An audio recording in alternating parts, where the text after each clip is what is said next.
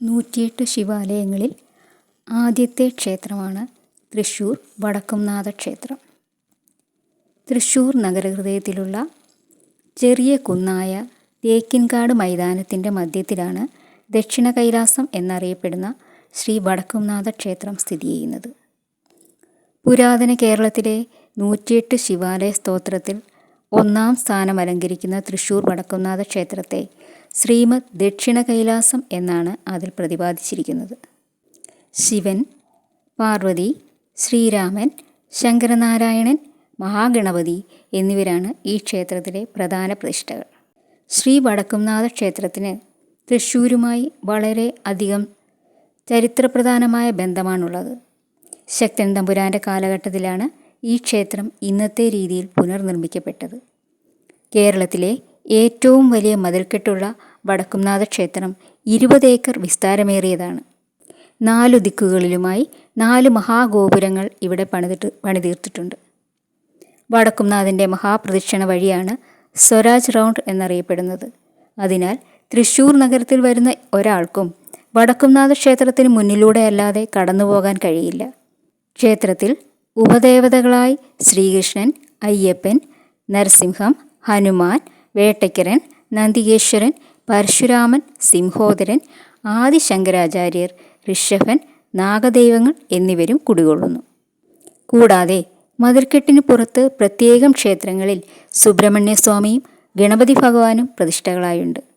കുംഭമാസത്തിലെ ശിവരാത്രിയും ധനുമാസത്തിലെ തിരുവാതിരയും ഒഴിച്ചു നിർത്തിയാൽ ക്ഷേത്രത്തിൽ ആണ്ടുവിശേഷ ദിവസങ്ങളില്ല. എന്നാൽ മേടമാസത്തിലെ പൂരം നാളിൽ നടത്തപ്പെടുന്ന വിശ്വപ്രസിദ്ധമായ തൃശ്ശൂർ പൂരം നടത്തപ്പെടുന്നത് വടക്കുംനാഥ ക്ഷേത്രത്തിൽ വെച്ചാണ്. ഇതുമൂലം തൃശ്ശൂർ പൂരം വടക്കുംനാഥൻ്റെ ഉത്സവമാണെന്ന് പറയപ്പെടുന്നു. കൊച്ചിൻ ദേവസ്വം ബോർഡിന് കീഴിലാണ് ഈ മഹാക്ഷേത്രം സ്ഥിതി ചെയ്യുന്നത്.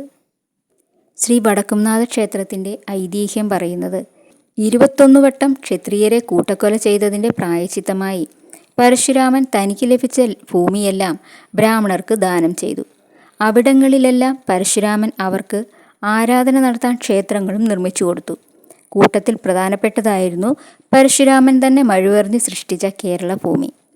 കേരളത്തിലെ ബ്രാഹ്മണർക്ക് ആരാധന നടത്താനായി പരശുരാമൻ 108 ശിവക്ഷേത്രങ്ങളും 108 ദുർഗാക്ഷേത്രങ്ങളും 5 ശാസ്താക്ഷേത്രങ്ങളും ഏതാനും വിഷ്ണു ക്ഷേത്രങ്ങളും നിർമ്മിച്ചു കൊടുത്തു. അവയിൽ 108 ശിവക്ഷേത്രങ്ങളിൽ ഒന്നാം സ്ഥാനം അലങ്കരിക്കുന്ന തൃശ്ശൂർ വടക്കുംനാഥ ക്ഷേത്രത്തിൻ്റെ ഉത്ഭവത്തിന് പിന്നിൽ ഒരു ഐതിഹ്യമുണ്ട്. അതിങ്ങനെയാണ്. ഒരു ദിവസം കൈലാസത്തിലെത്തിയ പരശുരാമൻ താൻ പുതുതായി നിർമ്മിച്ച ഭൂമിയെക്കുറിച്ച് ശിവഭഗവാനോട് പറയുകയും അവിടെ വാണരുളണമെന്ന് അഭ്യർത്ഥിക്കുകയും ചെയ്തു.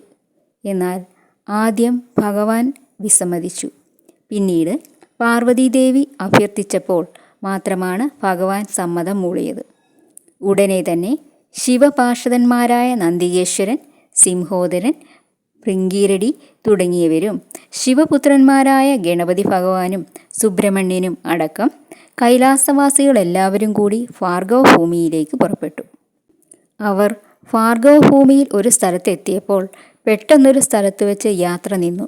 അവിടെ ഉഗ്ര തേജസ് കണ്ട് പരശുരാമൻ പ്രതിഷ്ഠയ്ക്ക് ഏറ്റവും ഉചിതമായ സ്ഥലം അതുതന്നെ എന്ന് മനസ്സിലാക്കി. ഉടൻ തന്നെ അദ്ദേഹം ശിവഭഗവാനോട് അവിടെ കുടികൊള്ളണമെന്ന് അഭ്യർത്ഥിച്ചു. ഭഗവാൻ ഉടനെ തന്നെ പാർവതീ സമേതം അങ്ങോട്ട് എഴുന്നള്ളി. ആ സമയത്ത് അവിടെ പ്രത്യക്ഷപ്പെട്ട മഹാവിഷ്ണുവിനോട് തൻ്റെ തെക്കുഭാഗത്തിരിക്കാൻ പറഞ്ഞ ഭഗവാൻ സ്വയം ഒരു ജ്യോതിർലിംഗമായി മാറി വടക്കുഭാഗത്ത് കുടികൊണ്ടു. അങ്ങനെയാണ് പ്രതിഷ്ഠയ്ക്ക് വടക്കുംനാഥൻ എന്ന പേരുണ്ടായത്. ക്ഷേത്ര മതിൽക്കെട്ടിന് പുറത്ത് വടക്കു പടിഞ്ഞാറായി സ്ഥിതി ചെയ്യുന്ന ഒരു ആൽമരത്തിൻ്റെ തറയിലാണ് ഇത് സംഭവിച്ചത് എന്ന് പറയപ്പെടുന്നു. ഇന്ന് അവിടം ശ്രീമൂലസ്ഥാനം എന്നറിയപ്പെടുന്നു. ശ്രീമൂലസ്ഥാനത്ത് ഇന്നും ദിവസവും വിളക്കുവയ്പുണ്ട്.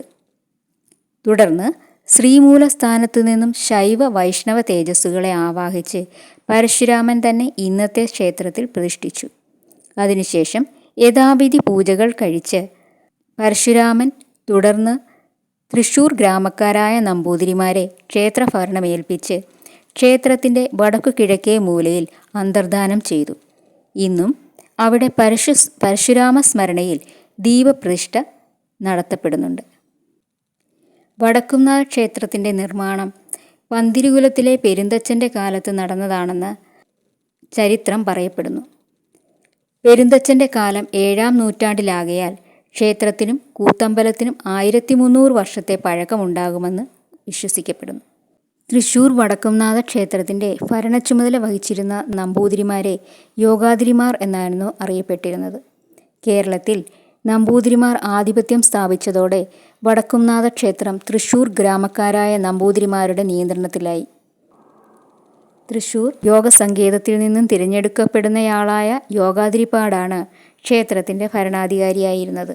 യോഗാതിരിമാരുടെ കാലത്ത് ക്ഷേത്രത്തിൽ കുറ്റവിചാരണയ്ക്കും ശിക്ഷയ്ക്കും വരെ അധികാരമുണ്ടായിരുന്നു അത്രേ. ശക്തൻ തമ്പുരാൻ്റെ കാലത്തിനു മുൻപ് യോഗാതിരി അവരോധം അവസാനിപ്പിച്ചു. പിന്നീട് കൊച്ചി രാജാവ് നേരിട്ട് ക്ഷേത്രഭരണം ഏറ്റെടുക്കുകയും നിരവധി ക്ഷേത്രാചാര പരിഷ്കാരങ്ങൾ നടപ്പിലാക്കുകയും ചെയ്തു. ഇന്ന് കൊച്ചിൻ ദേവസ്വം ബോർഡിൻ്റെ കീഴിലാണ് ക്ഷേത്രഭരണം നടക്കുന്നത്. തൃശ്ശൂർ എന്ന പേരിന് പിന്നിലും ഒരു കഥയുണ്ട്. ശിവപെരുമാളിൻ്റെ സ്ഥലം എന്നർത്ഥമുള്ള തിരുശിവപേരൂരാണ് തൃശ്ശിവപേരൂരും പിന്നീട് തൃശ്ശൂരും ആയിത്തീർന്നത്. തൃശ്ശൂർ വടക്കുംനാഥ ക്ഷേത്രത്തിലെ പ്രതിഷ്ഠാമൂർത്തികൾ 4 ശ്രീ പരമശിവൻ, ശ്രീ പാർവതി, ശ്രീരാമസ്വാമി, ശങ്കരനാരായണമൂർത്തി എന്നിവരാണ്. ശിവപാർവതിമാർ ഏറ്റവും വടക്കുഭാഗത്തും ശ്രീരാമൻ തെക്കുഭാഗത്തും ശങ്കരനാരായണസ്വാമി മധ്യഭാഗത്തും കുടികൊള്ളുന്നു. വടക്കുഭാഗത്തുള്ള ശിവപെരുമാൾക്കാണ് ഇവിടെ ക്ഷേത്രാചാരപ്രകാരം ഏറ്റവും പ്രാധാന്യവും പ്രശസ്തിയും. വടക്കേ അറ്റത്തുള്ള ശിവഭഗവാന്റെ പേരിൽ അറിയപ്പെട്ട ക്ഷേത്രം പിന്നീട് വടക്കുംനാഥ ക്ഷേത്രമായതായും കരുതപ്പെടുന്നു. തൃശ്ശൂർ നഗരത്തിൻ്റെ ഒത്ത നടുക്ക് ഋഷഭാദ്രി എന്നു പേരുള്ള ഒരു കൊച്ചു കുന്നിൻ്റെ മുകളിലാണ് ക്ഷേത്രം സ്ഥിതി ചെയ്യുന്നത്. പടിഞ്ഞാറോട്ട് ക്ഷേത്ര ദർശനം. ഇന്നത്തെ തൃശ്ശൂർ നഗരം മുഴുവൻ പണിതിരിക്കുന്നത് വടക്കുംനാഥ ക്ഷേത്രത്തെ ചുറ്റിപ്പറ്റിയാണ്. സ്വരാജ് റൗണ്ട് എന്നു പേരുള്ള നഗരത്തിലെ പ്രധാന വീതി ക്ഷേത്രത്തെ വലം വെച്ചാണ് കടന്നു പോകുന്നത് എന്നതിനാൽ തൃശ്ശൂരിലെത്തുന്ന എല്ലാവരും ക്ഷേത്രത്തെ ഭാഗികമായെങ്കിലും വലം വയ്ക്കപ്പെടുന്നുണ്ട്. തേക്കിൻകാട് മൈതാനം എന്നറിയപ്പെടുന്ന അതിവിശാലമായ ഒരു മൈതാനം ക്ഷേത്രത്തെ ചുറ്റിപ്പറ്റി സ്ഥിതി ചെയ്യുന്നു. ഈ മൈതാനം സ്ഥിതി ചെയ്യുന്ന പ്രദേശം ഒരു കാലത്ത് വൻ കാടായിരുന്നു എന്നാണ് ചരിത്രം പറയുന്നത്. വന്യമൃഗങ്ങൾ സ്വൈരവിഹാരം നടത്തിയിരുന്ന ഈ കാട് വെട്ടിത്തെളിച്ചത് ശക്തൻ തമ്പുരാൻ്റെ കാലത്താണത്രേ. ക്ഷേത്രത്തിൻ്റെ 4 ഭാഗത്തും ഗോപുരങ്ങൾ പണി കഴിപ്പിച്ചിട്ടുണ്ട്. ഇവയിൽ പടിഞ്ഞാറും കിഴക്കുമുള്ള ഗോപുരങ്ങളിലൂടെ ഭക്തർക്ക് പ്രവേശനം അനുവദിച്ചിരിക്കുന്നു. തെക്കേ ഗോപുരം തൃശ്ശൂർ പൂരത്തിനും ശിവരാത്രിക്കും മാത്രമേ തുറക്കൂ. താരതമ്യേന ചെറുതും അനാകർഷകവുമായ വടക്കേ ഗോപുരം ശാന്തിമാർക്ക് മാത്രമേ അനുവദിച്ചിട്ടുള്ളൂ. വടക്കേ ഗോപുരം ഒഴിച്ചുള്ള 3 ഗോപുരങ്ങളും റോഡിൽ നിന്ന് നോക്കിയാൽ തന്നെ കാണാൻ സാധിക്കുന്നവയാണ്. പടിഞ്ഞാറും തെക്കുമുള്ള ഗോപുരങ്ങൾക്ക് 3 നിലകളും മറ്റുള്ളവയ്ക്ക് 2 നിലകളും കാണാം. 4 ഗോപുരങ്ങളും അത്യപൂർവമായ ശില്പങ്ങളാൽ അലങ്കൃതമാണ്.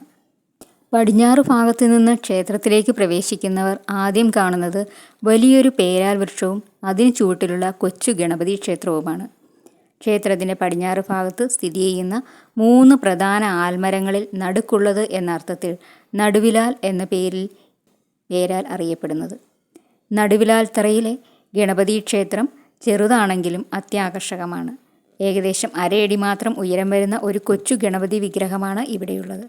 പടിഞ്ഞാറോട്ട് ദർശനം നൽകുന്ന അപൂർവം ഗണപതി ക്ഷേത്രങ്ങളിലൊന്നാണിത്. റോഡിനോട് ചേർന്ന് സ്ഥിതി ചെയ്യുന്നതാകയാൽ ഇവിടെ ഇറങ്ങി വന്ദിക്കുക അസാധ്യമാണ്. നാളികേരം ഉടയ്ക്കുന്നതാണ് ഇവിടെ പ്രധാന വഴിപാട്. ഇതിനായി പ്രത്യേക സ്ഥലം ക്ഷേത്ര പരിസരത്ത് ഒരുക്കിയിട്ടുണ്ട്. നടുവിലാൽ കൂടാതെ വടക്കു പടിഞ്ഞാറ് ഭാഗത്ത് നായ്ക്കനാൽ എന്നും തെക്കു പടിഞ്ഞാറ് ഭാഗത്ത് മണികണ്ഠനാൽ എന്നു പേരിലും വേറെയും പേരാലുകളുണ്ട്. ഇവയിൽ നായ്ക്കനാൽ തറയിൽ ദേവപ്രതിഷ്ഠകളില്ല. മണികണ്ഠനാൽ തറയിൽ മറ്റൊരു ചെറിയ ക്ഷേത്രം പണികഴിപ്പിച്ചിട്ടുണ്ട്. വള്ളി, ദേവയാനി എന്നീ 2 പത്നിമാരോടുകൂടി മയിൽപ്പുറത്തിരിക്കുന്ന രൂപത്തിലുള്ള സുബ്രഹ്മണ്യസ്വാമിയും ഗണപതിയുമാണ് ഇവിടെ പ്രതിഷ്ഠകൾ. ഇരുവരും കിഴക്കോട്ട് ദർശനം നൽകുന്നു. ഇവ രണ്ടും വടക്കുംനാഥ ക്ഷേത്രത്തിൻ്റെ ഉപക്ഷേത്രങ്ങളായി കണക്കാക്കപ്പെടുന്നു. ക്ഷേത്രത്തിൻ്റെ പടിഞ്ഞാറേ ഗോപുരത്തിൻ്റെ മുന്നിൽ അല്പം വടക്കോട്ട് മാറി മറ്റൊരു ആൽമരം കാണാം. ഇതാണ് ശ്രീമൂലസ്ഥാനം. ഐതിഹ്യപ്രകാരം ഭഗവാൻ ആദ്യം കുടികൊണ്ട സ്ഥലമായതുകൊണ്ടാണ് ഇവിടം ഈ പേരിൽ അറിയപ്പെടുന്നത്. ശ്രീമൂലസ്ഥാനത്ത് വന്നിച്ചിട്ടേ ക്ഷേത്രത്തിൽ പ്രവേശിക്കാവൂ എന്നതാണ് ചിട്ട. ഇവിടെ നിത്യവും 2 നേരം വിളക്ക് വയ്ക്കുന്നുണ്ട്. ഗോപുരത്തിന് നേരെ മുന്നിലായി ഒരു അരയാൽ മരം കാണാം. ഹൈന്ദവ വിശ്വാസപ്രകാരം പുണ്യവൃക്ഷമായ അരയാലിൻ്റെ മുകളിൽ ബ്രഹ്മാവും നടുക്ക് വിഷ്ണുവും അടിയിൽ ശിവനും കുടികൊള്ളുന്നു. തന്മൂലം അരയാലിനെ ത്രിമൂർത്തി സ്വരൂപമായി കണക്കാക്കി വരുന്നു. ദിവസവും രാവിലെ അരയാലിനെ 7 വലം വയ്ക്കുന്നത് ഉത്തമമായി കണക്കാക്കപ്പെടുന്നു. ഗോപുരത്തിനും നടുവിലാലിനും ഇടയിലുള്ള ഭാഗത്താണ് തൃശ്ശൂർ പൂരത്തിലെ ചെറുപൂരങ്ങൾ സമ്മേളിക്കുന്നത്. ക്ഷേത്രത്തിൻ്റെ വടക്കേ ഗോപുരത്തിനടുത്താണ് കൊച്ചിൻ ദേവസ്വം ബോർഡിൻ്റെ കീഴിലുള്ള ക്ഷേത്രങ്ങളിലെ ആനകളെ പാർപ്പിക്കുന്നതിനായി നിർമ്മിച്ചിട്ടുള്ള പ്രത്യേക സങ്കേതം. ഇവിടെ തന്നെയായി വ്യത്യസ്ത വലുപ്പത്തിലുള്ള 2 ക്ഷേത്രക്കുളങ്ങളും കാണാം. ഇവയിൽ പടിഞ്ഞാറ് ഭാഗത്തുള്ള ചെറിയ കുളത്തിന് സൂര്യപുഷ്കരണി എന്നും കിഴക്ക് ഭാഗത്തുള്ള വലിയ കുളത്തിന് ചന്ദ്രപുഷ്കരണി എന്നും പേരുകളുണ്ട്. സൂര്യപുഷ്കരണി അഭിഷേകത്തിനും നിവേദ്യത്തിനുമുള്ള ജലം എടുക്കുന്നതിനായാണ് നിർമ്മിച്ചിരിക്കുന്നത്. വടക്കുംനാഥ ക്ഷേത്രവളപ്പിൽ കിണർ കുഴിച്ചിട്ടില്ല. ഭഗവാന്റെ ജട ക്ഷേത്രമതിലകം മുഴുവൻ അഴിഞ്ഞുകിടക്കുകയാണെന്ന് വിശ്വസിച്ചു വരുന്നതുകൊണ്ടാണ് ഇത്. ഇതുകൊണ്ടാണ് പുറത്തുനിന്ന് ജലം കൊണ്ടുവരുന്നത്. ചന്ദ്രപുഷ്കരണിയാണ് ശാന്തിമാർക്കും ഭക്തർക്കും കുളിക്കുവാനുള്ള കുളം. ഇതിനു സമീപത്ത് തന്നെയായി മേൽശാന്തി മഠവും കാണാം. വടക്കുംനാഥ ക്ഷേത്രത്തിലും പുറപ്പെടാ ശാന്തി സമ്പ്രദായമാണ് അനുവർത്തിച്ചു വരുന്നത്. ക്ഷേത്രത്തിൽ 4 ശാന്തിമാരാണുള്ളത്. ഇവരിൽ ഒരാൾ ശിവപാർവതിമാർക്കും, രണ്ടാമത്തെയാൾ ശങ്കരനാരായണ സ്വാമിക്കും, മൂന്നാമത്തെയാൾ ശ്രീരാമസ്വാമിക്കും, നാലാമത്തെയാൾ ഗണപതി ഭഗവാനും പൂജ കഴിക്കുന്നു. കേരളത്തിലെ ഏറ്റവും വലിയ മതിലകമുള്ള ക്ഷേത്രമാണ് തൃശ്ശൂർ വടക്കുംനാഥ ക്ഷേത്രം. ഏകദേശം 20 ഏക്കർ വിസ്തീർണം വരുന്ന ഈ മതിലകത്ത് നിരവധി വൃക്ഷങ്ങൾ തഴച്ചു വളരുന്നുണ്ട്. അത്തി, ഇത്തി, അരയാൽ, പേരാൽ, ഇലഞ്ഞി, വന്നി, കടമ്പ്, കൂവളം, നാഗലിംഗം തുടങ്ങി അവയിൽ സവിശേഷ പ്രാധാന്യം അർഹിക്കുന്നു. ചെറുതും വലുതുമായ വൃക്ഷലതാദികൾ ക്ഷേത്രാന്തരീക്ഷത്തെ ശുദ്ധീകരിച്ചുകൊണ്ട് നിലകൊള്ളുന്നു. പടിഞ്ഞാറേ ഗോപുരത്തിലൂടെ അകത്തു കടക്കുമ്പോൾ ആദ്യം കാണുന്നത് ശിവലിംഗ രൂപത്തിലുള്ള ഒരു സ്വയംഭൂശിലയാണ്. കലിശില എന്നാണ് ഇതറിയപ്പെടുന്നത്. ഈ ശില എന്നും വളർന്നുകൊണ്ടിരിക്കുകയാണെന്നും ഇത് പടിഞ്ഞാറേ ഗോപുരത്തിൻ്റെ അത്രയും ഉയരം വെച്ചാൽ അന്ന് ലോകം അവസാനിക്കുമെന്നും വിശ്വസിക്കപ്പെടുന്നു. അതിനാൽ ക്ഷേത്രദർശനം കഴിഞ്ഞിട്ടേ ഇവിടെ ആൾക്കാർ വന്നിക്കാറുള്ളൂ. ഇതിനടുത്തായി ചെറിയൊരു ഇലഞ്ഞിമരം കാണാം. കൂവളം പോലെ ശിവഭഗവാൻ ഏറെ പ്രിയപ്പെട്ടതാണ് ഇലഞ്ഞിയും എന്ന് പറയപ്പെടുന്നു. പാറമേക്കാവിലമ്മയുടെ മൂലസ്ഥാനം ഇവിടെയാണെന്ന് വിശ്വസിച്ചു വരുന്നു. ഈ വിശ്വാസത്തിന് ഉപോദ്ബലകമായാണ് തൃശ്ശൂർ പൂരത്തിന് പാറമേക്കാവിലമ്മയുടെ പേരിൽ നടത്തപ്പെടുന്ന പ്രസിദ്ധമായ ഇലഞ്ഞിത്തറമേളം. ഇന്നും പാറമേക്കാവിലെ ദീപാരാധനയുടെ സമയത്ത് ഇവിടെ വിളക്ക് കൊളുത്താറുണ്ട്. ക്ഷേത്രത്തിൽ കൊടിയേറി ഉത്സവമില്ലാത്തതിനാൽ കൊടിമരം പ്രതിഷ്ഠിച്ചിട്ടില്ല. നാലമ്പലത്തിനകത്തേക്കുള്ള 3 കവാടങ്ങൾക്ക് മുന്നിലും അസാമാന്യ വലിപ്പമുള്ള 3 ബലിക്കല്ലുകൾ കാണാം. അകത്തെ ശ്രീകോവിലുകൾക്കുള്ള വലിപ്പത്തെ സൂചിപ്പിക്കുന്നതാണ് ഇവയുടെ ഉയരം. അസാമാന്യ ഉയരം കാരണം പുറത്തുനിന്ന് നോക്കിയാൽ പ്രതിഷ്ഠകൾ കാണാൻ സാധിക്കില്ല. ഇലഞ്ഞിത്തറയിൽ തൊഴുത ശേഷം മുന്നോട്ട് നടന്നാൽ വടക്ക് വശത്ത് പ്രത്യേക രീതിയിൽ നിർമ്മിച്ച ഒരു ചെറിയ ശ്രീകോവിൽ കാണാം. ശ്രീകൃഷ്ണനാണ് ഇവിടെ പ്രതിഷ്ഠ. ഗോശാലകൃഷ്ണനായാണ് സങ്കല്പം. അതിനാൽ ശ്രീകോവിലും പ്രദക്ഷിണ വഴിയും ഒരുമിച്ചാണ് നിർമ്മിച്ചിട്ടുള്ളത്. ഇടുങ്ങിയ ഒരു വഴിയിലൂടെ വേണം ശ്രീകൃഷ്ണ ശ്രീകോവിലിന് മുന്നിലെത്താൻ. ഏകദേശം 3 അടി ഉയരം വരുന്ന മനോഹരമായ ശിലാവിഗ്രഹമാണ് ഇവിടെ ഭഗവാന്. കിഴക്കോട്ടാണ് ദർശനം. ഒരു കൈയിൽ കാലിക്കോലും മറുകൈയിൽ ഓടക്കുഴലും പിടിച്ചു നിൽക്കുന്ന ഭാവത്തിലാണ് വിഗ്രഹം. ഇവിടെ പ്രതിഷ്ഠ നടത്തിയത് വില്ലുമംഗല സ്വാമിയാരാണെന്ന് വിശ്വസിച്ചു വരുന്നു. അതിനു പിന്നിലും ഒരു കഥയുണ്ട്. ഒരിക്കൽ വില്ലുമംഗല സ്വാമിയാർ ക്ഷേത്ര ദർശനത്തിനെത്തിയപ്പോൾ ഇപ്പോഴത്തെ ശ്രീകൃഷ്ണ ശ്രീകോവിലിൻ്റെ സ്ഥാനത്ത് നിറയെ പശുക്കൾ ഓടിക്കളിച്ചു നടക്കുന്നത് കാണാനിടയായി. കാരണം അന്വേഷിച്ചു നോക്കിയപ്പോൾ അദ്ദേഹത്തിന് കാണാൻ സാധിച്ചത് പശുക്കൾക്ക് നടുവിലിരുന്ന് ഓടക്കുഴലൂതുന്ന ശ്രീകൃഷ്ണ ഭഗവാനെയാണ്. ഈ ദർശനത്തിൻ്റെ ഓർമ്മയ്ക്കായാണ് അദ്ദേഹം ഇവിടെ ശ്രീകൃഷ്ണ പ്രതിഷ്ഠ നടത്തിയതെന്ന് പറയപ്പെടുന്നു. ഗോക്കളോടൊപ്പം കണ്ടതിനാൽ സങ്കല്പം ഗോശാലകൃഷ്ണനായി. അഷ്ടമി രോഹിണി ദിവസം ഇവിടെ പ്രത്യേക പൂജകൾ നടത്താറുണ്ട്. ശ്രീകൃഷ്ണ ശ്രീകോവിലിന് തൊട്ടടുത്തായി പ്രസിദ്ധമായ കൂത്തമ്പലം പണികഴിപ്പിച്ചിരിക്കുന്നു. കേരളത്തിൽ ഇന്നുള്ളവയിൽ വെച്ച് ഏറ്റവും വലുതും ലക്ഷണമൊത്തതുമാണ് ഈ കൂത്തമ്പലം. ദീർഘചതുരാകൃതിയിൽ തീർത്ത കൂത്തമ്പലത്തിന് ഏകദേശം 23.5 അടി നീളവും 17.5 അടി വീതിയും കാണാം. ഇതിൻ്റെ മേൽക്കൂര പൂർണ്ണമായും ചെമ്പു മേഞ്ഞിട്ടുണ്ട്. 3 സ്വർണ്ണ താഴികക്കുടങ്ങൾ ഇതിനു മുകളിൽ തിളങ്ങി നിൽക്കുന്നു. ഇതിൻ്റെ ആദ്യ രൂപം പെരുന്തച്ചൻ നിർമ്മിച്ചതാണെന്ന് പറയപ്പെടുന്നു. പിന്നീട് പല കാലത്തായി ഇത് പുതുക്കി പണിതെങ്കിലും നിർമ്മാണ കാലഘട്ടം സൂചിപ്പിക്കുന്ന ഒരു ശിലാഫലകം ഇന്നും കൂത്തമ്പലത്തിനടിയിൽ കാണാൻ സാധിക്കും. കൂത്തമ്പലത്തിനകത്ത് ഏകദേശം 16 വലിയ തൂണുകൾ കാണാം. മനോഹരമായ ചുവർച്ചിത്രങ്ങളും ദാരുശില്പങ്ങളും കൊണ്ട് അവ അലങ്കരിച്ചിരിക്കുന്നു. ഇതിൻ്റെ ഒത്ത നടുവിൽ രംഗപീഠം. കൂത്തിനുപയോഗിക്കുന്ന മിഴാവും ഒരു വലിയ നിലവിളക്കും ഇവിടെ കാണാം. വിശേഷ ദിവസങ്ങളിൽ ഇവിടെ കൂത്തും കൂടിയാട്ടവും പതിവുണ്ട്. വടക്കു പടിഞ്ഞാറ് മൂലയിൽ എപ്പോഴും വെള്ളം നിറഞ്ഞു നിൽക്കുന്ന ഒരു കുഴിയുണ്ട്. ഐതിഹ്യപ്രകാരം കിരാതമൂർത്തിയായ പരമശിവനുമായുള്ള ഏറ്റുമുട്ടലിൽ അർജുനൻ്റെ വില്ലായ ഗാണ്ഡീവം തട്ടിയുണ്ടായതാണ് ഈ കുഴി എന്ന് പറയപ്പെടുന്നു. തന്മൂലം ഇതിന് വിൽക്കുഴി എന്ന് പേര് വന്നു. ഇവിടെ കാലു കഴുകി വേണം ശ്രീകൃഷ്ണനെ വന്ദിക്കാൻ എന്നാണ് ചിട്ട. എന്നാൽ ഇന്നിത് പ്രായോഗികമാകാറില്ല. കാലാവസ്ഥ ഭേദമില്ലാതെ തുല്യമായ അളവിൽ ഇവിടെ വെള്ളമുണ്ടാകും എന്നത് ശ്രദ്ധേയമാണ്. വടക്കേ ഗോപുരത്തിനടുത്ത് മരങ്ങൾക്ക് നടുവിലായി ഒരു ജലധാരയും അതിൻ്റെ നടുവിലായി ശിവഭഗവാന്റെ ഒരു ചെറിയ പളുങ്ക് ശില്പവും കാണാം. ഇവിടെ നിന്ന് മുന്നോട്ട് നടന്നാൽ ചെറിയൊരു തറ കാണാം. ഇത് പരശുരാമ സങ്കല്പത്തിലുള്ള തറയാണ്. ഐതിഹ്യപ്രകാരം ക്ഷേത്രപ്രതിഷ്ഠയ്ക്ക് ശേഷം ഇവിടെ വെച്ചാണ് പരശുരാമൻ അന്തർധാനം ചെയ്തത്. എന്നാൽ ഇന്നും ഇവിടെ പരശുരാമ സാന്നിധ്യമുണ്ടെന്നാണ് വിശ്വാസം. ഇതിൻ്റെ ഉപോദ്ബലകമായി ഇവിടെ നിത്യവും വിളക്ക് വയ്ക്കാറുണ്ട്. പരശുരാമൻ ക്ഷത്രിയ വിരോധിയായതിനാൽ ഇവിടെ ക്ഷത്രിയർക്ക് പ്രവേശനമില്ല. പരശുരാമനെ തൊഴുത് വീണ്ടും മുന്നോട്ട് നടന്നാൽ ക്ഷേത്ര നാലമ്പലത്തിനോട് ചേർന്ന് കിഴക്കുഭാഗത്ത് ഇരുനിലകളോടുകൂടിയ ഒരു കൊച്ചു ശ്രീകോവിൽ കാണാം. ശിവഭൃത്യനായ സിംഹോദരനാണ് ഇവിടെ പ്രതിഷ്ഠ. ഐതിഹ്യമനുസരിച്ച് വടക്കുംനാഥ ക്ഷേത്രത്തിൻ്റെ നിർമ്മാണ ചുമതല ഏറ്റെടുത്ത സിംഹോദരൻ ഏറെ സമയം കഴിഞ്ഞും കൈലാസത്തിൽ മടങ്ങിയെത്താതായപ്പോൾ സിംഹോദരനെ അന്വേഷിച്ചു പോയ ശിവപാർവതിമാർ തങ്ങൾക്ക് നിർമ്മിച്ച ശ്രീകോവിലിൽ സിംഹോദരനെ കണ്ടെത്തുകയും കോവിഷ്ഠനായ ഭഗവാൻ സിംഹോദരനെ ചവിട്ടുകയും ചെയ്തു. അടുത്തുള്ള കുഴിയിൽ ചെന്ന് വീണ സിംഹോദരനോട് തുടർന്ന് എന്നും അവിടെ തന്നെ നിലകൊള്ളാൻ പറയുകയും ചെയ്തു അത്രേ. അങ്ങനെയാണ് ഇവിടെ ഈ പ്രതിഷ്ഠ വന്നത്. അരണ്ട ഒരു വിളക്കുള്ള ഇവിടെ വിഗ്രഹരൂപം വ്യക്തമല്ലെങ്കിലും ദേവന്റെ പേര് അന്വർത്ഥമാകും വിധം വയർഭാഗത്ത് ഒരു സിംഹത്തിൻ്റെ രൂപം കൊത്തിവെച്ചിരിക്കുന്നത് കാണാം. സിംഹോദരന് നിത്യവും വിളക്കുവയ്പുണ്ടെന്നല്ലാതെ വഴിപാടുകളൊന്നും തന്നെയില്ല. സിംഹോദരനെ തൊഴുത് വടക്കോട്ട് നടന്നു പോകുന്ന ഭക്തർ അതിനടുത്തായി നാലമ്പല ചുവരിൽ കാണുന്ന ത്രികോണാകൃതിയിലുള്ള ദ്വാരത്തിലൂടെ വടക്കുംനാഥൻ്റെ താഴികക്കുടം കണ്ടു തൊഴുതു.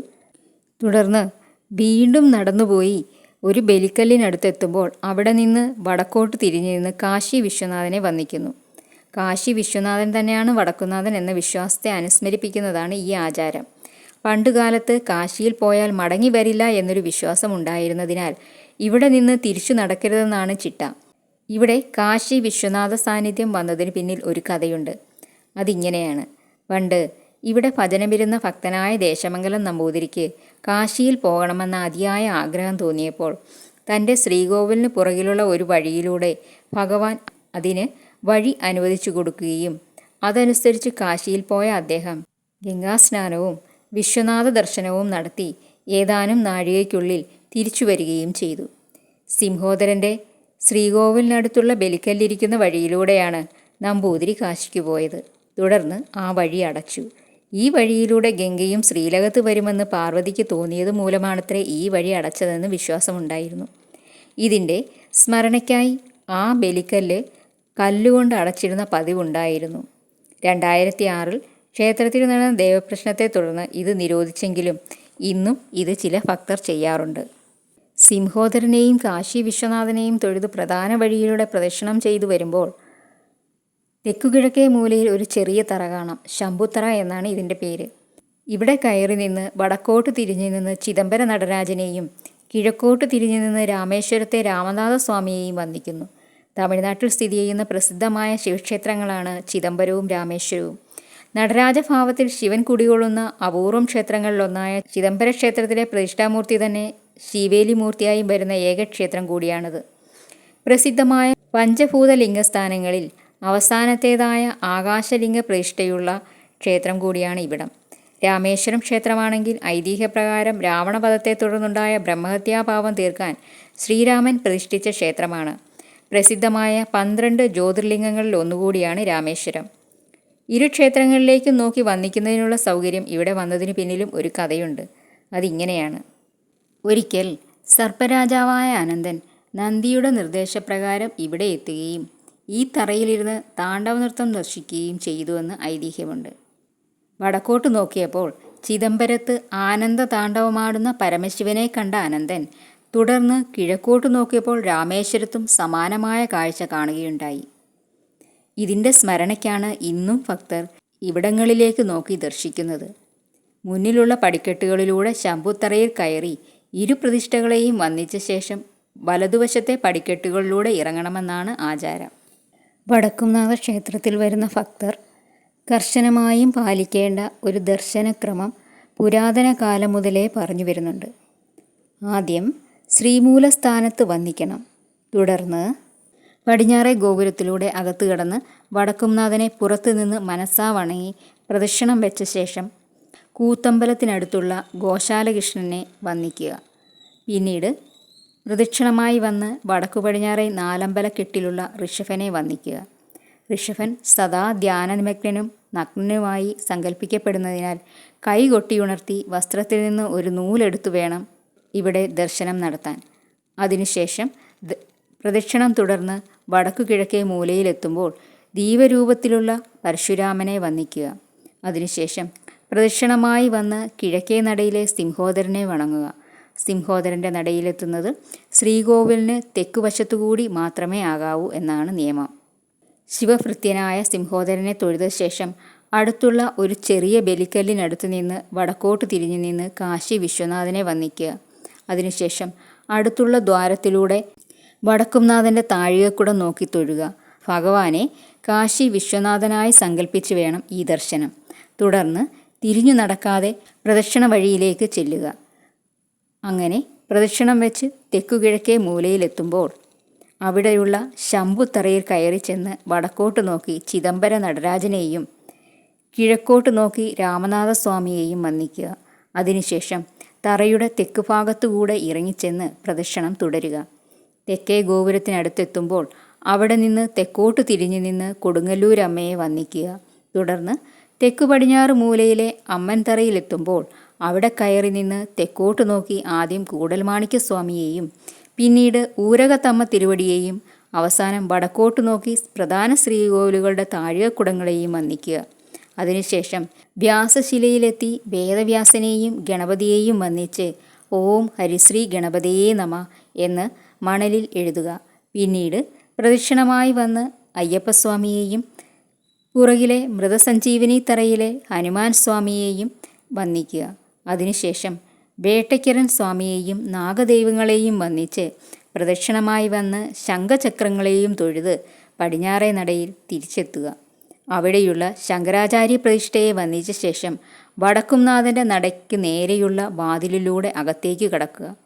ഇടതുവശത്ത് കാണപ്പെടുന്ന നന്ദികേശനെ വന്ദിച്ച ശേഷം ഇരുവശങ്ങളിലായി കാണപ്പെടുന്ന വാസുകീശയനെയും നൃത്തനാഥനെയും കൂടി വന്ദിച്ചാൽ പുറത്തെ പ്രദക്ഷിണം പൂർത്തിയായി. ഇതിനുശേഷം പഞ്ചാക്ഷര ജപത്തോടെ നാലമ്പലത്തിനകത്തേക്ക് കടക്കുക. നാലമ്പലത്തിനകത്ത് കടന്നതിന് ശേഷം ആദ്യം വടക്കുംനാഥനെ വന്ദിക്കുക. ശ്രീകോവിലിന് മുന്നിലെ മണ്ഡപത്തിൻ്റെ വടക്കുവശത്തുകൂടി വന്നിട്ട് വേണം ഭഗവാനെ വന്ദിക്കാൻ.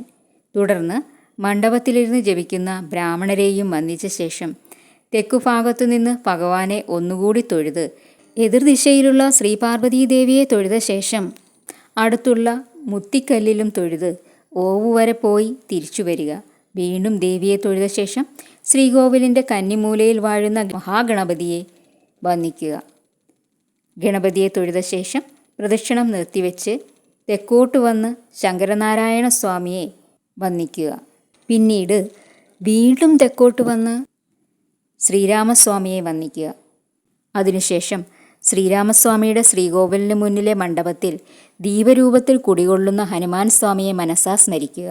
പിന്നീട് വീണ്ടും തെക്കോട്ട് വന്ന് ശ്രീകോവിൽ ചുവരിലെ നരസിംഹമൂർത്തിയെ വന്ദിച്ച ശേഷം കിഴക്കോട്ട് നോക്കി സൂര്യഭഗവാനെയും സ്മരിച്ച് നമസ്കരിക്കുക. അതിനുശേഷം തിരിച്ചു വന്ന് വീണ്ടും ശങ്കരനാരായണ സ്വാമിയെയും ഗണപതിയെയും വന്ദിക്കുക. അതിനുശേഷം വീണ്ടും പാർവതീദേവിയുടെ നടയിലേക്ക് വരിക. ദേവിയെ തൊഴുത് അപ്രദക്ഷിണമായി വന്ന് വീണ്ടും വടക്കുനാഥനെ തൊഴുത് ഓവിനടുത്തെത്തി വേണം പ്രദക്ഷിണം പൂർത്തിയാക്കാൻ. തുടർന്ന് വീണ്ടും ഗണപതി, ശങ്കരനാരായണൻ, ശ്രീരാമൻ, ഹനുമാൻ സ്വാമി, നരസിംഹമൂർത്തി, ആദിത്യ ഭഗവാൻ എന്നീ ക്രമത്തിൽ വന്ദിക്കുക. അതിനുശേഷം ശങ്കരനാരായണനെ ഒരിക്കൽ കൂടി തൊഴുത് ഗണപതിയെയും പാർവതിയെയും അവസാനം വീണ്ടും വടക്കുംനാഥനെയും വന്ദിച്ച് പുറത്തു കടക്കുക. അതോടെ അകത്തെ ദർശനവും പൂർത്തിയാകുന്നു. ഇപ്രകാരമാണ് വടക്കുംനാഥ ക്ഷേത്രത്തിലെ ദർശനക്രമം.